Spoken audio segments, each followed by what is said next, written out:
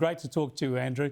It was so fantastic to hear you not just talking about the game as things were progressing, but reflecting upon that victory afterwards, what it meant to basketball, to you, to your father and to the country. Yeah, absolutely. It was a magical moment, one that's been in the making for a long, long time. 56 was the first time Australia played basketball at the Olympics, and ever since then there's been a real passion for Australia to finally get up on that podium, and it's taken a long time, a lot of near misses along the way, but finally we get there, and I think for all those, even going all the way back, all those years, have played a significant role to get us to a moment like this. How big a player in all of this? I know there's a big team behind this, and all the players who went beforehand, like yourself, of course, who have all sort of worked towards this moment. But in the story of Australian basketball and this medal, where does Paddy Mills fit? He's a superstar. He's done extraordinary things, not just on the floor, but off the floor. He's one that, if you go back a few generations, most of our Australian players spent the vast majority of their careers playing in Australia. He, more recently, over the last sort of 15 years, all these opportunities throughout the world, and he spent most of his career playing in the NBA. And I guess we can excuse those that sometimes do that to prioritise other things. But throughout his entire journey, he's always remained extraordinarily committed to Australia, a great passion for the country, and always put his hand up to represent the nation, whether it be at the World Championships or the Olympic Games. So I think he's done some fantastic things. 42 points, if you don't mind, in what's now shaping as the greatest and most important game in our history, is an amazing performance, and we love him dearly, and we're so grateful that he represents us in the way he does. Yeah, well said, Andrew. Well said indeed. He's an Adelaide Crows supporter too, by the way, which just increases the fame from my point of view. Now, Andrew, one of the things I loved about your commentary and discussion throughout the Olympics, and I watched a lot of it, was you took us inside, I think, the hearts and minds of the athletes and what you thought was going through their minds, where they would draw inspiration, where they would get support from other athletes. Have you been particularly impressed by the sportsmanship shown by the Australian athletes in all sorts of ways during these games? Well, I don't think it's exclusive to the Australian athletes. I've had this incredibly privileged situation where the last 5 Olympic Games I've been in the commentary booth, and prior to that, of course, I was a competitor. And maybe it's the first time I actually haven't been on the ground. And maybe now, because I'm seeing more of the sports and the behaviour, maybe my judgment might be a little skewed. But the way in which we saw athletes embrace success of their competitors, embrace the opportunities of their teammates, and you know what? One of the sports that was really highlighted that struck me, and it was one that I wasn't so sure about, was the skateboarding. I don't know if you get to see the skateboarding, but the way in which the athletes got so excited by their competitors' success, the way in which they supported them when things didn't go right or wrong, and perhaps because it is that most of them were so young, maybe they haven't been tarnished.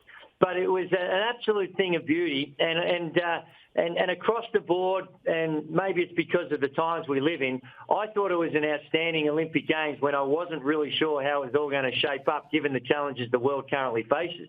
Yeah, thank God they went ahead with them, because there was a lot of pressure just to abandon them. And now I agree with you. It was great from a sports point of view and uplifting for people around the world. You are, of course, so right to say there's so much sportsmanship from other countries, but we focused a lot on the Aussies, and I was very, very pleased to see the sportsmanship from the Aussies when Ashley Maloney was pushed along, of course, by Cedric Jubler. His teammate was just brilliant. And another moment that I thought was special for me was when Kaylee McEwen, up on the winner's dais, the gold medal dais, she got Emily Seabohm, the bronze medalist, up there to share the moment with her, because that was a very Australian way of sharing the glory. And Andrew, I'd just like to get your thoughts, because I think I'm the father of young children as well as older kids, and I think kids have seen a lot of bad sportsmanship in recent years. They've had to rationalise what happened with Sandpaper Gate. So they've had to deal with drugs in various sports. They've seen the tennis brats. And I think this has been really good for younger Australian sports people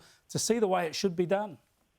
Spot on, Chris, and maybe that's got a bit to do with the Olympic ideals, the spirit of competition, and a bit of perspective that all of us have gotten over the last couple of years. The challenges that we've had to face, the athletes are acutely aware, and when they thought that this opportunity may have been taken away from them, when you finally get there and you're embracing it and you have a different outlook when you know how close they were to not having this experience. And when these athletes, they train a lifetime for this moment, and then the fear of that not eventuating can provide a bit of a wake-up call to what's really important. And it was highlighted, like you mentioned, with a lot of those examples that you referred to, and certainly from an Australian perspective, we've got a lot to be proud of with the way in which our athletes represented us.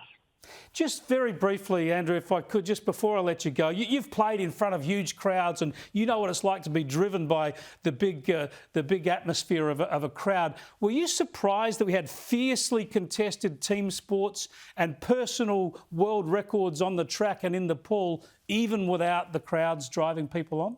Yeah, absolutely. In some of those sports, you always question without the intimate knowledge, well, how much impact does it really have? And in those objectively measurable sports, you still saw the times right up there, Olympic records, in some cases world records being broken.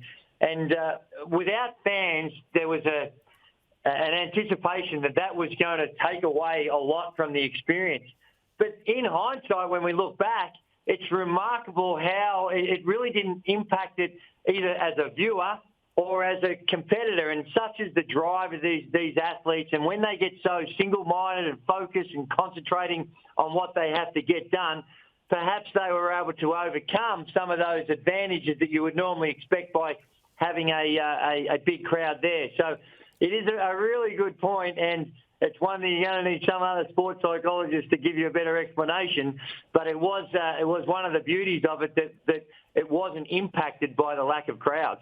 Hey, Andrew, thanks so much for joining us. You've been our competitor for the past couple of weeks, driving our ratings down. But I loved your work and really appreciate you joining us tonight. No problem, Chris. It's a pleasure. Thanks very much.